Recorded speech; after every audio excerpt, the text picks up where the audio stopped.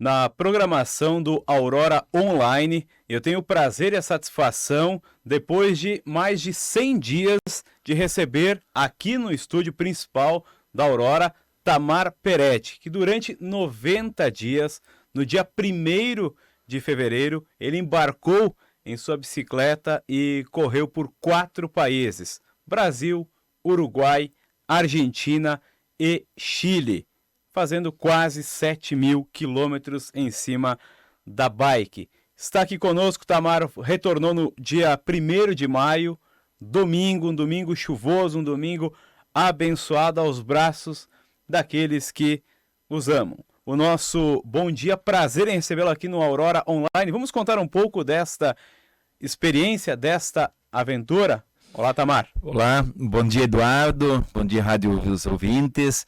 Que satisfação enorme estar de volta à nossa bela e amada Guaporé e à nossa região da Serra Gaúcha. Especialmente você, Eduardo, que acompanhou minha saída, eu diria que minha despedida aqui de Guaporé na praça, lá no dia 1º de fevereiro. Um dia muito marcante, que foi muito especial e emocionante, uma alegria na saída, tudo alegre, um pessoal me acompanhando até o Belvedere do Matei, um grupo aí do Ladi Cristófoli e amigos. E aí, chegando lá, tive que sair sozinho. Aí foi a alguns metros, a emoção pegou muito forte. Tive uma sensação que uma cortina do mundo se abriu para mim. Assim, tive uma sensação bem interessante e um momento muito que eu entrei em forte emoção, só que aí eu parei para vivenciar esse momento e um ciclista conhecido de 2 lajeados apareceu. Tive que estampar o choro imediatamente e curtir, aproveitar a companhia dele. E fui seguindo. Um dia assim de muita imprensa, contatos, muitas alegrias, muitos contatos na estrada, muita alegria esse dia. Aí veio o segundo, aí consegui já chegar em Venâncio Aires, 125 quilômetros. Daí Venâncio Aires tudo tranquilo. Segundo dia, segui. Aí um dia muito quente, consegui chegar até Pantano Grande. E terceiro dia, foi um dos dias mais quentes da viagem. E eu estava apenas no terceiro dia, começou a bater o cansaço, um dia com bastante morro na região da Encruzilhada do Sul. E eu confesso que esses dias aí foram bem difíceis, porque foi, eu acho que onde que caiu a ficha do tal desafio que eu tinha assumido e me comprometido. Da loucura!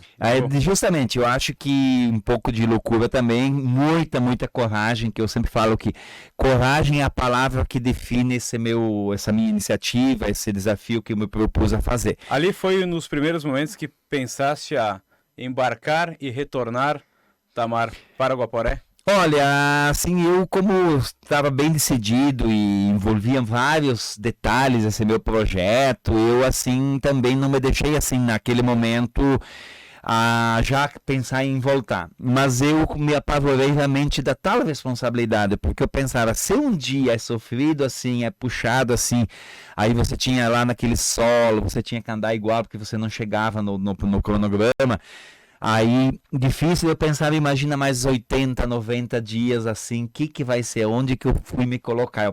Daí eu pensava, mas eu sou forte, eu sou firme, vamos tentar vamos mais uns dias.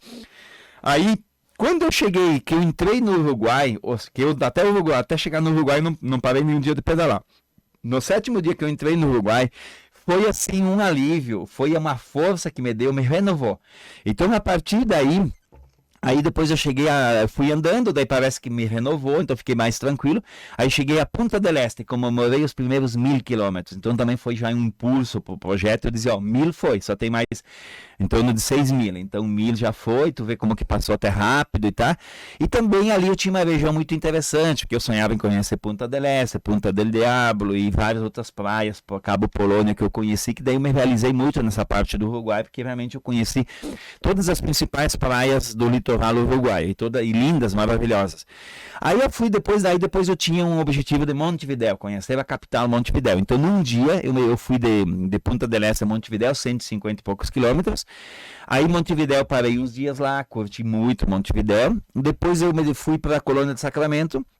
Então lá foi o dia que eu fiz Fiz 182 quilômetros num dia com média 22,1. Foi um dos dias assim que eu melhor andei, que eu fiz uma média muito boa. Que a estrada, ela favoreceu uma estrada com pequenas subidas e descidas, então a bicicleta desenvolveu uma ótima velocidade. É um trecho mais plano, né? Justamente, o Uruguai é um trecho muito plano, só que porém eu peguei alguns dias de vento no Uruguai e também ali na reserva do Taim. Então aí o vento é uma dó, porque se não tivesse vento você anda a média acima de 20 e com vento você chega às vezes a andar a média 10, 11 por hora. Então tem que ter paciência. Teve um dia na reserva do Taim que eu achava que final da tarde eu estava no destino, eu cheguei às 10 da noite por causa do vento lá em Santa Vitória do Palmar. Aí entrei na Argentina, então eu cruzei lá de navio, daí uma experiência fantástica com aquele navio grande lá, o famoso Buquebus, lá em Colônia do Sacramento, a Buenos Aires. Uns dias curtindo Buenos Aires, passeando muito de bicicleta na cidade, tá? Depois me desafiei a Mendonça, 1.050 quilômetros. Eu pensava até em fazer uma semana, mas na verdade a estrada aí ela não colaborou. Uma estrada com muitos caminhões e sem acostamento. Metade do trajeto sem acostamento. Então foi bem difícil. O dia todo você se cuidando no espelho, entrando, saindo da pista. Aí depois de curtir Mendonça, eu me subi a cordilheira. Foi maravilhoso e até me surpreendi que não foi como eu imaginava, porque eu achava que você ia ficar 3 dias subindo. Ao invés dessa cordilheira, você vai subindo e descendo, subindo. Claro que a tendência você sempre sobe mais, porque você vai tomando altitude, mas você não é que você só sobe. Então foi uma experiência assim fantástica de estar lá, de realmente entender como é que é a cordilheira e você já vê aqueles morros grandes, mas na verdade os primeiros que você vê não são os maiores estão lá adiante, conforme você vai subindo e entrando na cordilheira. Então realmente vivenciei o máximo e tudo, dormi 2 noites na baraca lá no alto da cordilheira, numa cidadezinha chamada Puente del Inca, que foi experiência como eu queria mesmo, fantástica. Aí depois entrei no Chile. E tem toda a logística, Tamar, só para lhe interromper a linha de raciocínio cronológica aí dessa aventura, desmontar a barraca, tirar ela da onde está, acoplada na bicicleta, montá-la, passar a noite e no dia seguinte ter que colocá-la de novo. Não é fácil, não. A mente tem que estar bem preparada, né? Apesar da empolgação, da vontade de querer fazer acontecer a aventura. Justamente você falou em mente, que eu falo que o maior desafio desse projeto não foi o físico, é realmente a mente. Você tem que ter uma mente muito forte para aguentar, porque a questão da baraca, eu até teria dormido mais vezes em baraca, porque eu achava legal dormir em baraca, mas o pior era desmontar. Montar no instante você monta a baraca, mas desmontar porque daí você tem que tirar, desmontar, dobrar, e aí você tem que depois guardar, então você demora mais desmontar do que montar, então daí não dá muita vontade. E o fato também de eu estar sozinho, isso me tomava bastante tempo, porque daí eu tinha que organizar tudo, tinha que me organizar, tinha que também as questões das redes sociais, também tem vários conteúdos que eu não postei, que infelizmente eu não postei porque eu não tinha tempo, eu estava cansado, deixava para amanhã, mas daí já tinha que sair cedo de novo para pedalar, para ficar dentro da meta, então, e depois também tinha a questão também financeira, que era tudo comigo também para organizar, para conferir, então isso tudo demanda, né, viajar sozinho assim, e depois mais 2 empecilhos que eu deixo bem claros, que eles são muito intensos. A questão comida, que você não acha as comidas como você gostaria, então você tem dificuldade, tem momentos, horas do meio-dia, às vezes que você não tem comida, você tem que ou levar ou comer o que tem, daí eu até brinco que não cansei de sanduíche com Ramon e queijo, que é o sanduíche de presunto e queijo, porque você chegava às vezes você criava uma expectativa, você via que tinha um restaurante no Google, ou tinha um posto de combustível, então você chegava lá, mas a única comida era sanduíche. Então a comida e as combinações também não fecham, é bem complicado assim a questão da comida e também a questão do idioma. Porque eu achava que o idioma até não fosse ser tão assim, mas como eu viajava outras vezes com alguém responsável, alguém que conhecia mais do que eu junto, era diferente. Essa vez eu sozinho tinha que me virar. Então você, quer ou não quer, você tem uma dificuldade, você apanha um pouco com o idioma, mas afinal foi tudo possível, né? Com certeza. Qual foi a outra situação? Então, na verdade, eu acho que só vou terminar um pouco aí da questão do roteiro, né, para depois aí, né, mais alguns complementos. Então, eu entrei no Chile, que até o psicológico para entrar no Chile foi bem difícil, por causa que o Chile é um país extremamente rigoroso, e aí com a história do Covid, dos testes, tudo, eu tive algumas dificuldades, mas graças a Deus cheguei na fronteira, fui muito bem atendido, recebido e vibrei muito para entrar no Chile. E logo que eu entrei no Chile, eu vivi, no mesmo dia, em questão de alguns minutos depois que eu cruzei a fronteira do Chile, eu vivi um dos auges da minha viagem, que foi descer Los Caracoles, aquele monte de curvas que tem lá na cordilheira, que é no lado chileno. Então lá eu vibrei, eu gritava, eu chorei, eu gravei uns vídeos, porque lá eu fiz um link com a minha infância. Quando eu era criança, eu queria conhecer aquele ponto mesmo, que foi aquele ponto que me marcou, aquelas curvas, aqueles caminhões subindo. E aí isso hoje é o meu menino, que tem 5 anos, o meu filho, ele também já sabe o que é a cordilheira e sabe os detalhes de lá. Então isso me levou à minha infância, que era o sonho que eu nunca tinha conhecido. Eu fui conhecer de bicicleta e realizado, então realmente curti o máximo ali esse local. Depois eu fui, no dia seguinte já cheguei em Santiago do Chile, na capital. Confesso que Santiago eu tive um pouco de dificuldade lá em Santiago do Chile, na capital, dificuldade de ser entendido, de entender as pessoas, de pegar o jeito com as comidas. Os primeiros dias não conseguia comer, as comidas não tinham sabor, eram bem complicados os primeiros dias. Mas depois no interior do Chile, não sei, é até difícil interpretar, porque eu não sei se o paladar se habituou, ok? No interior do Chile me apaixonei por algumas comidas e ficou muito fácil a comida. Mas lá em Santiago eu apanhei bastante. Então, aí depois eu fui até Valparaíso, que é uma cidade portuária litorânea, que até é a antiga capital do Chile, né? E lá eu comemorei um fato bastante marcante da minha viagem do Atlântico ao Pacífico, porque nós aqui moramos próximo ao Atlântico, e eu me banhei no Atlântico lá em Punta del Diablo, no Uruguai. E aí depois eu cheguei lá no Pacífico, em Valparaíso. Valparaíso é uma cidade bem difícil de andar de bicicleta, é uma loucura, porque é uma cidade que ela é cheia de morros, e aí você tem, só tem uma estrada praticamente, e todo mundo anda lá embaixo, e aí eu com a bicicleta lá apanhei. Para poder chegar no mar em Valparaíso foi difícil. Aí depois fui a Vina del Mar no lado, que daí me surpreendi como que é uma cidade, uma proposta totalmente diferente de cidade, uma cidade linda. Aí também acabei ficando lá um dia, uma noite para curtir de como gostei, e depois aí eu tive que ter muita força de vontade, desde Santiago do Chile eu tive que ter muita força de vontade, porque eu tinha mais metade da viagem. E aí logo que eu saí aí de Vinha del Mar, eu tinha assim uns trechos já com um pouco de morro, já era deserto praticamente e não muita coisa interessante, então eu tive que ser bastante forte. Até ali eu tive uma fase também um pouco difícil, que eu tive assim alguns desânimos, assim, umas coisas um pouco tristes, assim, que me deixavam para baixo. Daí eu fiquei uns dias bem pedalando, e também ali eu tive umas regiões que eu tive que dormir meio que em lugares, assim, no meio do nada, entre aspas. Não chegava em cidade que tinha hotel, daí tinha que dormir em lugares improvisados, teve situação que eu dormi até na beira da estrada mesmo. Eu tinha um pouco de dificuldade também de comida ali, de achar, então ali foi um pouco difícil. Mas afinal depois cheguei em 2 cidades que são capitais lá, que é Coquimbo e La Serena, então lá já foi bonito, gostei muito de conhecer. Depois aí em mais 2 dias eu consegui já depois chegar em Copiapó, que foi uma cidade também que eu tinha vontade, e aí final fui indo. Aí depois me desafiei a cruzar o deserto do Atacama, a cruzá-lo, né? Porque ali eu já estava dentro do deserto subindo. Aí eu cruzei o deserto do Atacama, lá do litoral, do nível zero do mar, até São Pedro do Atacama, que é a 2.400 de altitude. Só que antes de São Pedro você vai a 3.400 de altitude. E ali eu tinha o programa de fazer em 4 dias, e andei me motivando lá, e força de vontade, fiz em 3 dias. Em 3 dias eu fiz 325 quilômetros desse cruzamento do deserto com muita subida, né? E aí deu certo, me realizei. Dormi uma noite no deserto ali, que era o que eu queria, dormi no deserto propriamente, e foi tranquilo. De noite estava frio, mas não chegava a ser negativo, então foi bem tranquilo. Há uma variação climática na temperatura, né? Bastante grande, do dia para a noite. Isso, só que eu fui bastante beneficiado período que eu fui. Eu realmente estudei que as melhores épocas de se visitar o Atacama é abril e maio. Por quê? O calor ele não é tão intenso de dia, ele é menos intenso e à noite ainda não é o inverno propriamente, então também não é tão frio.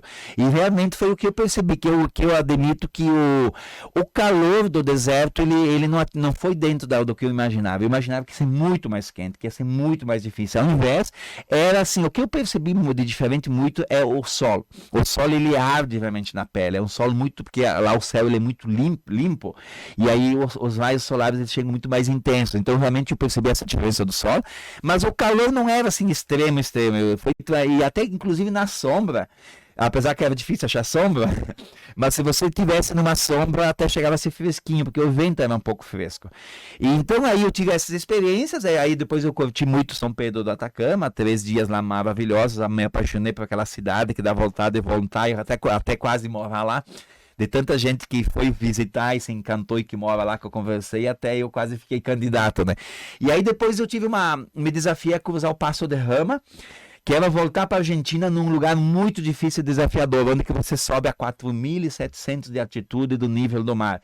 E aí eu sabia das dificuldades, e eu até diria que todas as pessoas que não são aventureiros me diziam que ali eu não podia fazer, que ali não tinha condições de fazer. Mas eu resolvi tentar. Eu disse, já que eu estou aqui, eu cheguei até aqui, eu vou ao menos tentar.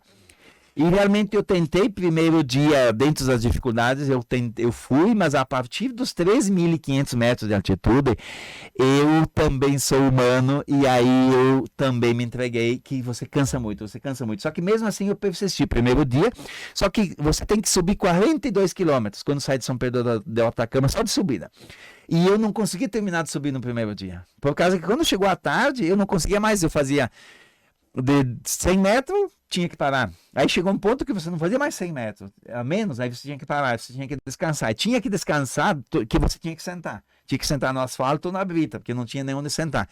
Então e mesmo com essa briga toda, eu não desisti no primeiro dia. E aí eu me peguei na altitude, porque eu sabia que eu ia dormir nesse trajeto, mas eu achava que não com tanta altitude. Ao invés, eu fui subindo, achando que eu ia terminar de subir, não consegui. Quando escureceu, eu estava a 4.380 de altitude e tive que me acampar lá.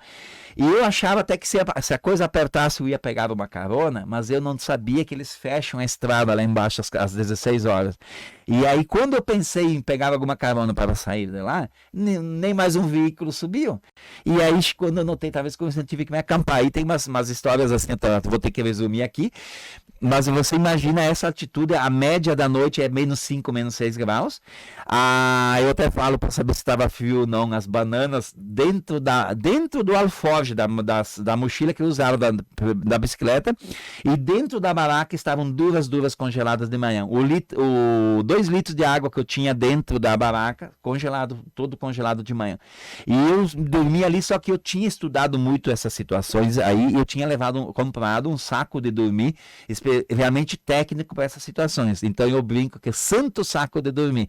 Então o saco de dormir ele é técnico para menos 5 graus e limite até menos 13. Então, na verdade, graças ao saco de dormir, não passei frio extremo, não tremi, não me congelei os pés, mas eu tive que ficar mais de 11 horas dentro do saco de dormir, inclusive com as mãos dentro também. Agora, Tamar, a estrada, só subida, altitude, ar rarefeito, questão baixando, né, o pôr do sol, sem ninguém na estrada, sabendo que ali, né, teria mais um trecho, ou teria que dormir, bateu aquele medo, o que eu faço agora? Já a mente não pensa da mesma forma, o físico também já está abalado. O que lhe passou de fato na cabeça naquele momento?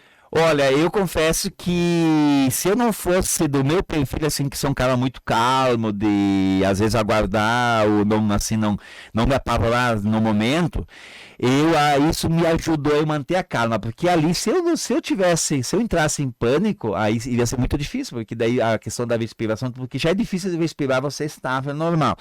Então eu tive realmente que manter a calma, estava aí, aceitado, estava aí, daí até eu pensava, não, mas eu tanto queria fazer isso, eu tenho que agradecer por estar aqui, vai ser um pouco frio, mas é uma noite só e tá, e vamos lá, sabe? Então eu não, o meu psicológico, ele foi muito forte ali, e graças, porque senão se você tiver pânico, vai pedir socorro para quem, né?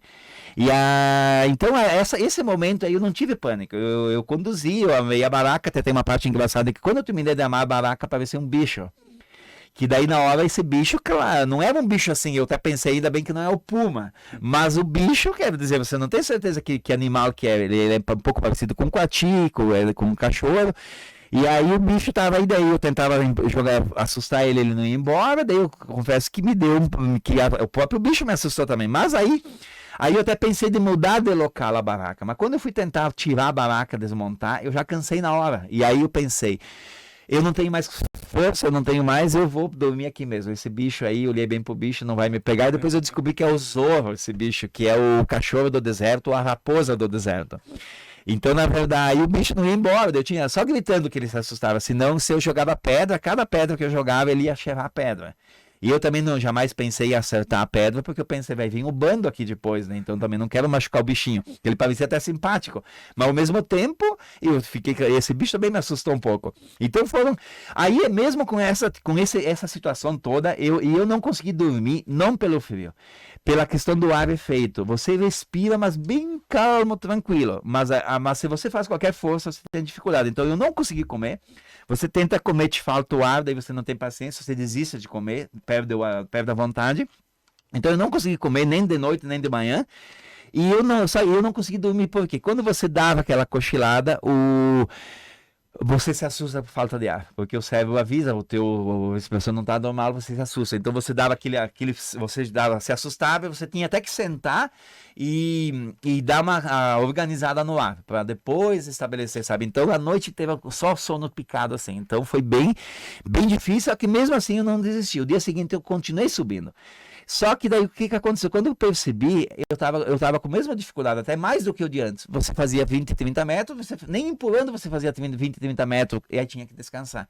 E aí eu percebi que já era quase 10h30 da manhã, eu estava desde as 7h15 da manhã na pista, na estrada, e eu só tinha feito uns 5 quilômetros. E eu já tinha chegado no plano, e mesmo no plano eu tinha a mesma dificuldade em pedalar. 4, 5 pedaladas, já pedia para descansar. Aí eu percebi, e eu cheguei numa placa que dizia que o Passo de Rama estava a 110 quilômetros. Aí eu usei a matemática. Impossível eu chegar lá hoje, impossível. Isso vai precisar 2, 3 dias. E eu não tinha preparo psicológico, eu não tinha equipamento, eu não tinha avisado as pessoas, porque ela não tinha contato. Eu não tinha uma estrutura para ficar 2 ou 3 dias. E aí eu pensei, eu acho que eu vou ter que entender que o meu corpo tá assim também. Não vou correr esse risco tão extremo, porque tinha horas que parecia que o coração ia sair para fora, né? E aí eu resolvi parar, eu aceitei de desistir de pedalar neste local aí. Aí fui pegar a carona, só que tive dificuldade também com carona. 1h30 ninguém parou. Aí eu tive o pânico. Eu confesso que aí me deu pânico porque estava um vento muito gelado, gelado, e ninguém me dava carona e eu lá, e aí eu tive um momento de pânico. Daí usei até o brinco ali um pouco a inteligência.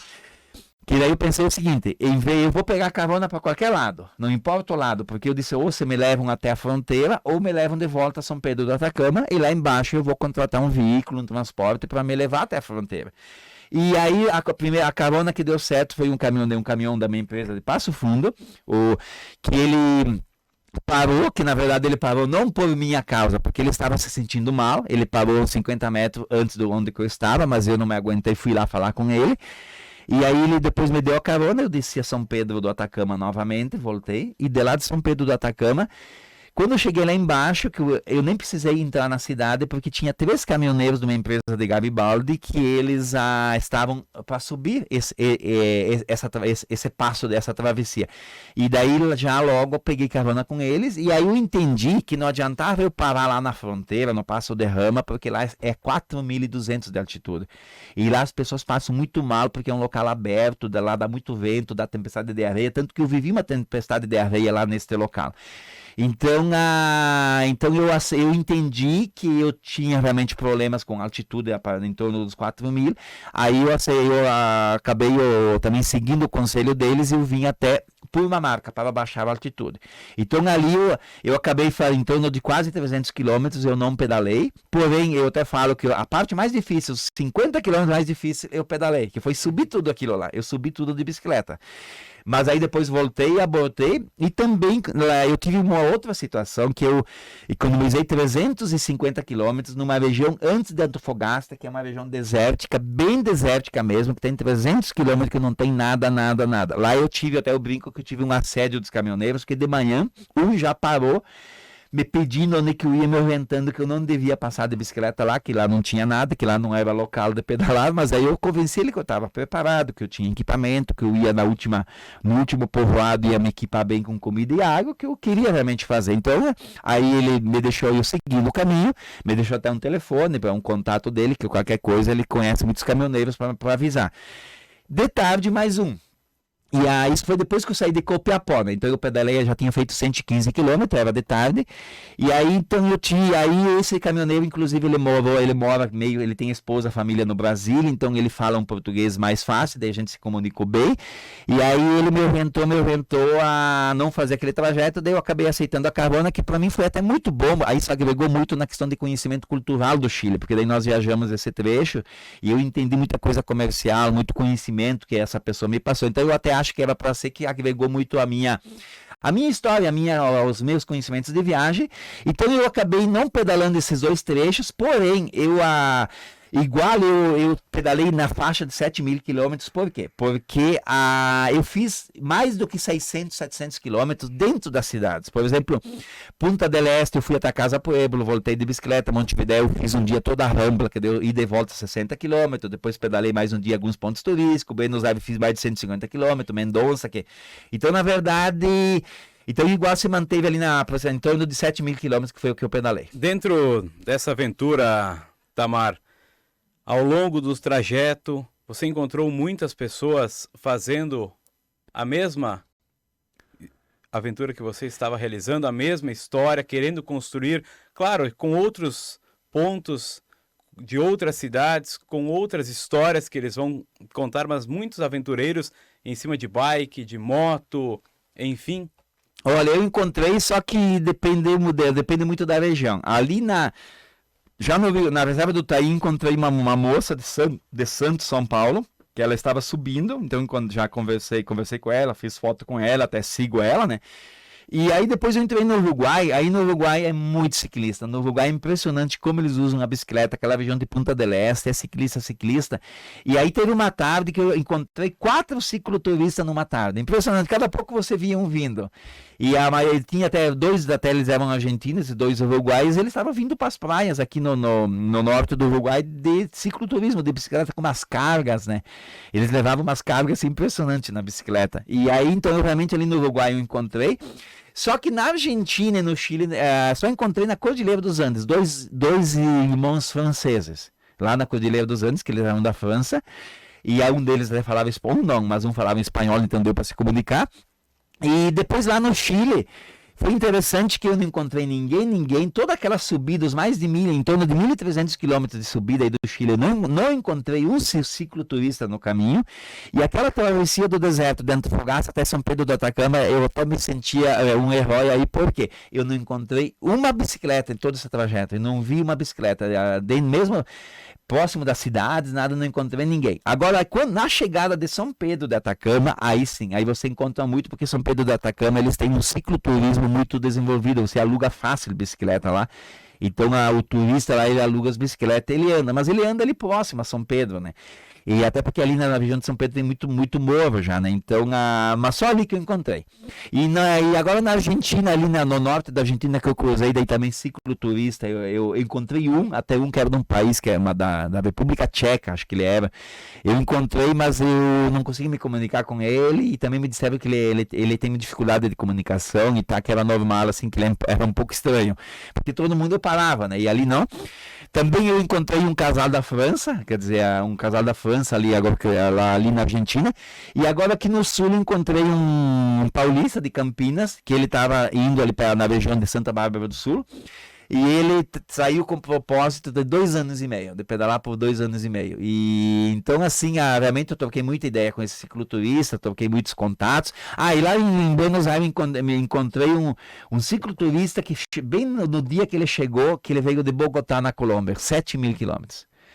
E então, realmente, encontrei vários colegas pelo caminho. Tamara, nós tínhamos muitas histórias aqui para serem contadas, mas nosso tempo também ele é um tanto quanto reduzido. Agora, a partir dessa experiência, o que você terá pela frente? Vai escrever o livro, vai colocar fotos, imagens, até porque nós tínhamos apoiadores que o colaboraram, pessoas que viveram e vivenciaram junto a essa sua experiência. E também gostaria que você destacasse o que há em mente nessa cabeça inquieta do Tamar. Olha, eu primeiramente realmente agradecer aquele grupo os apoiadores, patrocinadores e também aquele grupo de padrinhos que eles me ajudaram com uma diária, com um dia, e que a gente tinha um grupo de WhatsApp onde lá eu postava mais conteúdo, lá praticamente quase que todo dia eu postava conteúdo. Tem alguns conteúdos também que eu só postei lá, que eu não postei, por falta até de tempo às vezes, né? Então realmente foi uma vivência muito especial. Eu vi que a maior parte dos padrinhos realmente viajavam comigo, estavam na garupa, assim, conhecendo, curtindo, vibrando. Então foi, assim, uma experiência bem especial, algo único. E eu me sinto agora realizado, que tá difícil até de cair a ficha, obviamente, que eu já estou em casa, aquilo que parecia que nunca chegava ao fim. E quando eu notei, agora eu já estou em casa e eu estou com a história feita, sabe? Com uma história, assim, eu diria que bastante diferenciada, até a nível regional aqui, teve uma história completa deste perfil. Ao mesmo tempo também eu voltei com uma experiência que aqui eu agora posso dizer que é possível, e que é possível até fazer mais do que 7.000 quilômetros. É possível, só você se organizar e querer. Possível também menos, mas de qualquer jeito tudo vale a pena. Realmente voltei realizado. Eu pretendo fazer o livro, faz parte do projeto, pretendo fazer o livro. O livro ele será um livro mais voltado à área motivacional, para que as pessoas assim tenham mais movimento, mais atitudes, mais coragem para iniciativa. Então a ideia da mensagem que eu quero transmitir com isso não é que as pessoas têm que pegar uma bicicleta e fazer essa quilometragem ou ficar esse tempo fora, mas que as pessoas acreditem mais em si, que tudo que você sonha é possível, basta ir atrás. E então E com certeza, digamos, me conhecendo, acredito que não é a última aventura. Tô com saudades até de voltar em algumas caminhadas, assim, que eu pretendo continuar a fazer, que eu já fiz, caminhadas longas, alguns lugares, e também até eu brinco que talvez nem sei que será de bicicleta, porque já aventurei algumas áreas também, e talvez até que não seja de alguma outra forma, mas com certeza sempre vai ter movimento e novidades futuras aí. Tamar Peretti participando aqui do Aurora Online. Eu queria lhe agradecer pela presença aqui, depois de alguns dias descansando, merecido descanso. Tamar, lhe parabenizar, né, por esses 90 dias, que não foram só 90 de fato, mas houve toda uma preparação antes, né, a busca por pessoas que o apoiaram, pelos padrinhos, por patrocinadores. Então, parabéns, e que nós tenhamos muitas histórias ainda para contar dessas suas loucuras aventuras. Muito, muito obrigado, e com isso eu voltei que Guaporé é maravilhoso, amando ainda mais Guaporé, porque eu vi que nosso Brasil, nosso Rio Grande do Sul é um lugar maravilhoso, e um lugar muito para frente e com muita boa energia aqui. Obrigado, Tamar, um forte abraço e siga, né, realizando sonhos. No Aurora Online, Tamar Peretti aqui na programação.